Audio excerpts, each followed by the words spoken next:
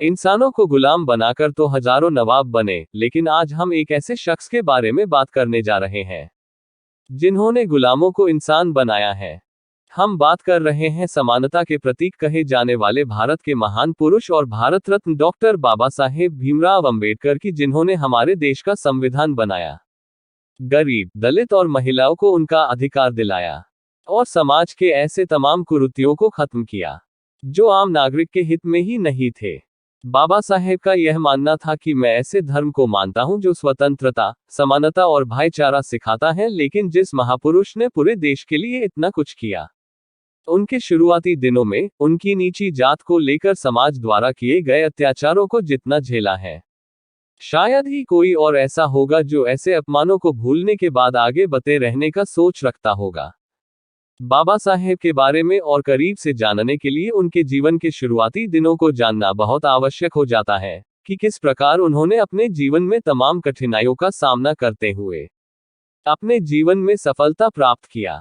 भीमराव अंबेडकर जी का संघर्ष। डॉक्टर भीमराव अंबेडकर का जन्म 14 अप्रैल 1891 में मध्य प्रदेश के इंदौर जिले में महू नामक एक गांव में हुआ था। उनके पिताजी का नाम रामजी सतपाल था, जो भारतीय सेना में अपनी सेवा दे रहे थे।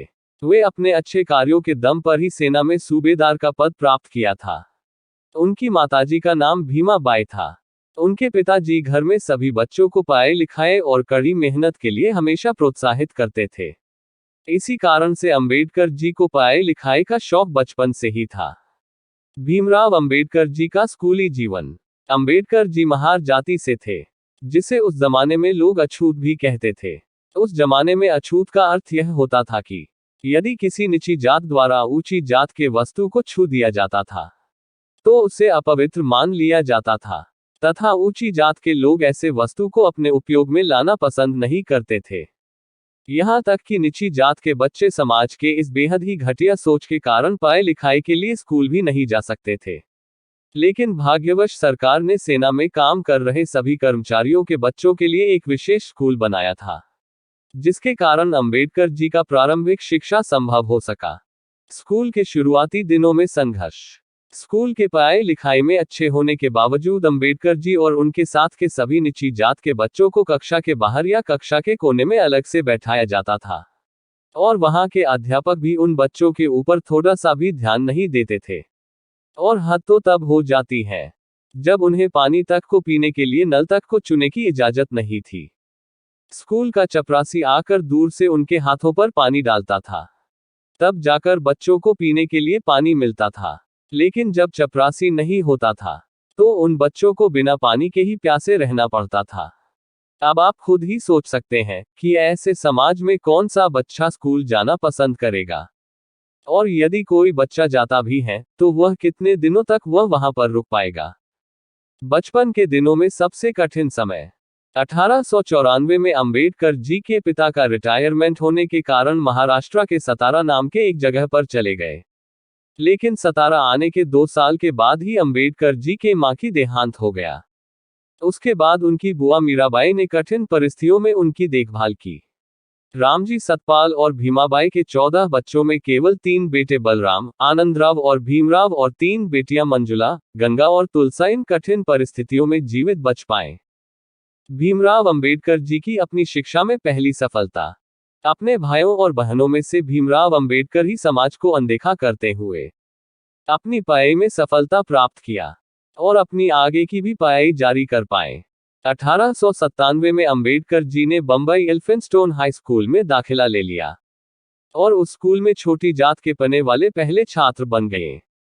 सन 1907 में अंबेडकर जी ने अपने हाई स्कूल की परीक्षा पास की। उनके इस परिणाम से उनके जाति के सभी लोगों में एक खुशी की लहर दौड़ गई, क्योंकि उस समय हाई स्कूल पास होना बहुत बड़ी बात मानी जाती थी, और वो भी एक छोटी जाति से संबंध रखने वाले एक लड़के का पास होना उस समय ये किसी आश्चर्य से कम नहीं था। उनके इस सफलता पर अर्जुन कैलुस्कर ने अपनी लिखी हुई किताब गौतम बुद्ध की जीवनी पुरस्कार के रूप में दिया। श्री कैलुस्कर मराठा जाति के विद्वान थे। भीमराव अंबेडकर जी की उच्च शिक्षा। उसके बाद अंबेडकर जी ने अपने पढ़ाई के क्षेत्र में सभी रिकॉर्ड को तोड़ते हुए 1912 में इकोनॉमिक्स और पॉलिटिकल साइंस में अपनी डिग्री भी प्राप्त की। आगे चलकर 1913 में स्कॉलरशिप प्राप्त कर पोस्ट ग्रेजुएशन के लिए अमेरिका चले गए। वहां उन्होंने कोलंबिया यूनिवर्सिटी से 1915 में एमए की डिग्री प्राप्त की। फिर अगले ही साल 1916 में उन्हें उनके एक रिसर्च के लिए पीएचडी जैसे उच्च डिग्री से सम्मानित किया गया। अपने द्वारा किया गए इस रिसर्च को उन्होंने एक किताब evolution of provincial finance in British India के रूप में प्रकाशित किया। अंबेडकर 1916 में लंदन चले गए। यहाँ उन्होंने लंदन स्कूल ऑफ इकोनॉमिक्स में कानून अर्थात लॉ की पढ़ाई और अर्थशास्त्र में डॉक्टरेट की तैयारी के लिए अपना नाम लिखवा लिया। परंतु दुर्भाग्यवश अगले ही साल स्कॉलरशिप खत्म होने के चलते मजबूरी में उन्हें अपनी पढ़ाई बीच में ही छोड़कर भारत आना पड़ा। भारत आकर उन्होंने क्लर्क और अकाउंटेंट जैसे कई सारे जॉब किए। 1920 में उन्होंने अपने द्वारा बचत किए हुए कुछ पैसे और दोस्तों की सहायता से एक बार फिर से लंदन पढ़ाई पूरी करने चले गए। वहां उन्होंने फिर से अपना research problem of the rupee अर्थात रुपए की समस्या को पूरा किया। इसके लिए उन्हें लंदन यूनिवर्सिटी द्वारा डॉक्टर ऑफ साइंस की उपाधि दी गई। भीमराव अंबेडकर जी का राजनैतिक जीवन और सामाजिक योगदान। अपनी पढ़ाई पूरी करने के बाद अंबेडकर जी ने अपना पूरा जीवन समाज की सेवा में लगा दिया। वे भारत के स्वतंत्रता के कई आंदोलनों में भी शामिल हुए।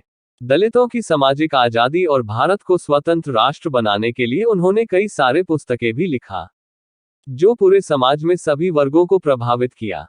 एक राजनीतिज्ञ के रूप में 1926 में वे बंबई विधानसभा परिषद के सदस्य के रूप में चुने गए। 13 अक्टूबर 1935 को अंबेडकर जी को सरकारी लॉ कॉलेज का प्रिंसिपल बनाया गया तथा इस पद पर उन्होंने लगभग 2 वर्षों तक सेवा किया। 1936 में अंबेडकर जी ने स्वतंत्र लेबर पार्टी की स्थापना किया, जो 1937 में केंद्रीय विधानसभा चुनाव लड़ी और 15 सीटें अपने नाम किया। 1941 और 1945 के बीच में उन्होंने बहुत सी विवादित पुस्तकें प्रकाशित किए, जिनमें थॉट्स ऑन पाकिस्तान भी शामिल है। इस पुस्तक में उन्होंने मुसलमानों के लिए एक अलग देश पाकिस्तान बनाने के लिए उन्होंने जमकर विरोध किया था। अंबेडकर जी का भारत को देखने का नजरिया बिल्कुल ही अलग और स्पष्ट था। वे पूरे भारत को बिना अलग हुए देखना चाहते थे। इसलिए उन्होंने भारत के टुकड़े करने वाले नेताओं के जमकर आलोचना किया था। देश के पहले कानून मंत्री के रूप में 15 अगस्त 1947 में भारत के स्वतंत्रता के पश्चात अंबेडकर जी भारत के पहले कानून मंत्री बने। उस समय अपने बिगड़ते स्वास्थ्य के बाद भी उन्होंने एक ठोस कानून भारत को दिया। उनका लिखा हुआ संविधान 26 जनवरी 1950 को लागू हुआ। इन सभी के अलावा भीमराव अंबेडकर जी के विचारों से ही भारतीय रिजर्व बैंक की स्थापना भी की गई। भीमराव अंबेडकर जी का निधन। राजनीतिक मुद्दों से जूझते हुए अंबेडकर जी का स्वास्थ्य दिन प्रतिदिन खराब होता चला गया। आगे चलकर 6 दिसंबर 1956 को अंबेडकर जी ने इस दुनिया को अलविदा कह दिया।